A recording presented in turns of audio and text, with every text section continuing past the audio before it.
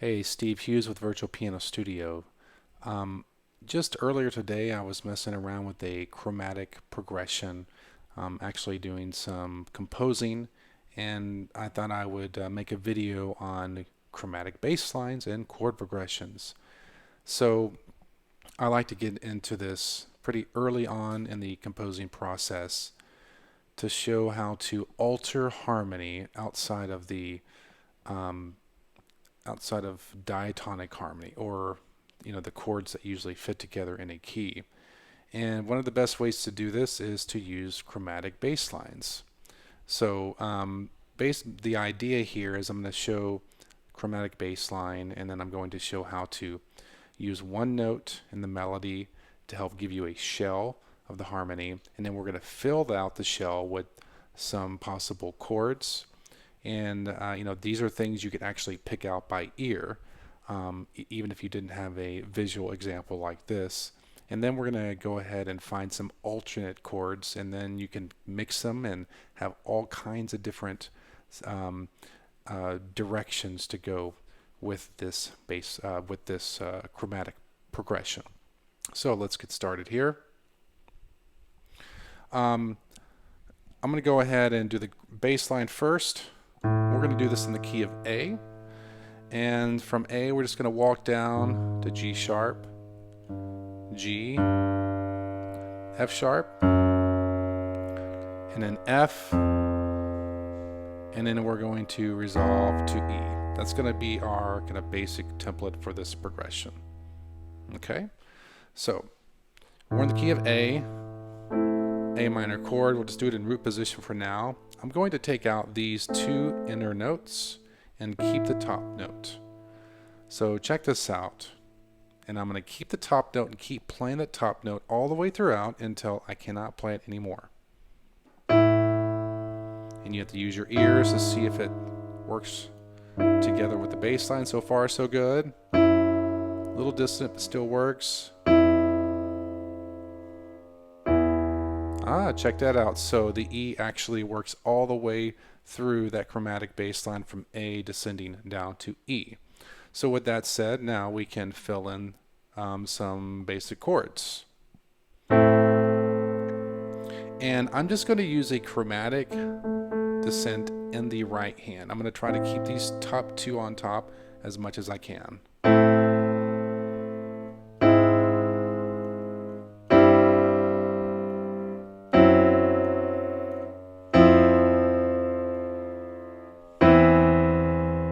And then I'll need to resolve that C to the B. So even in doing that, I was able to keep the top two voices of the chord intact all the way to the end. So now we can actually fill in some of those seventh chords that we were seeing there. So I'm going to go ahead and do the same thing, but I'm going to flesh it out and fill out the harmony even more. So right here, F sharp minor 7 flat 5, F major 7, and then A minor, and then E major.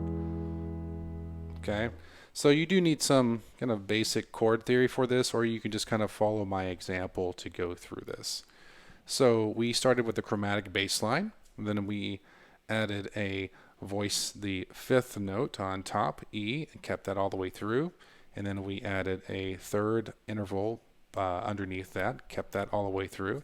And then we were basically able to come up with a really neat chord progression. So now what we're going to do is explore other alternatives, okay? And the first thing I'm going to do is at the end of the progression, I'm going to add a diminished chord. So I'll point that out.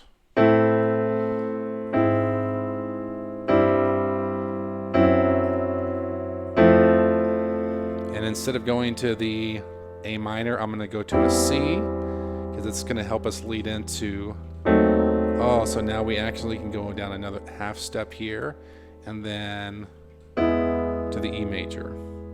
Let's do that again, and then instead of just landing on an E major, we're going to substitute the E major with the E sus to an E major.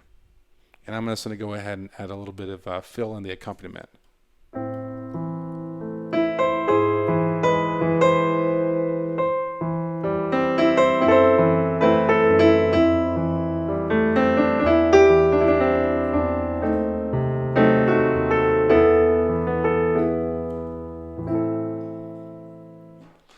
Okay, so now let's check out some of these other chords and maybe we can substitute them. Remember, when you do chromatic progressions, you have a lot of options because you have a note in the bass that a lot of those notes are inverted chords, and meaning that we have some other chords we can pick from. We're not going to change the E minor, but when we get to the G sharp, instead of doing the augmented, let's change this to an E major. Or we could also make an E7 chord, a little bit stronger pull. And then instead of going to a C major over G, how about let's try a G major, okay? And then to a D over F sharp. Very common chord progression in pop and rock. So let me go back through that again.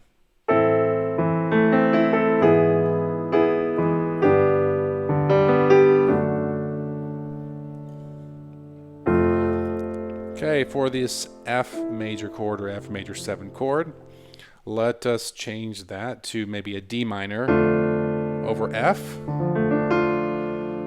And then for the E chord, let's see here. We'll keep the C over E. I'm going to go through one more variation. A minor. We'll do the E over G sharp, and instead of the G major, the G minor. You can even add the 6 to a D major or a D7, and then the F major maybe to the F minor, maybe the F minor 6, and instead of going to this diminished chord, diminished 4 chord, we can substitute that with a B7, which is the 2 chord, but basically it's a secondary dominant leading to the 5 chord.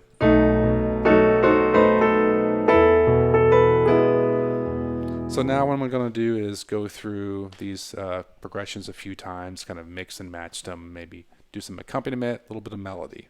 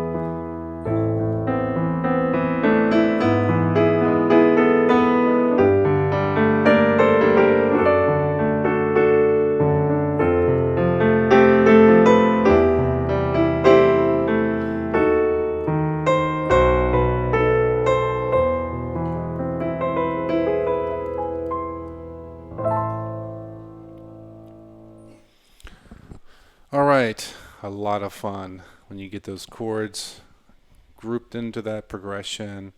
Then going to start opening up the accompaniment, and then you can compose, you can improvise, of course, off of that. And one last thing, how many songs can you pick out that you listen to that have the chromatic bass lines? There will be tons, especially in terms of the pop music realm, Beatles, Queen, bands that use a lot of more sophisticated harmony. So thanks for watching.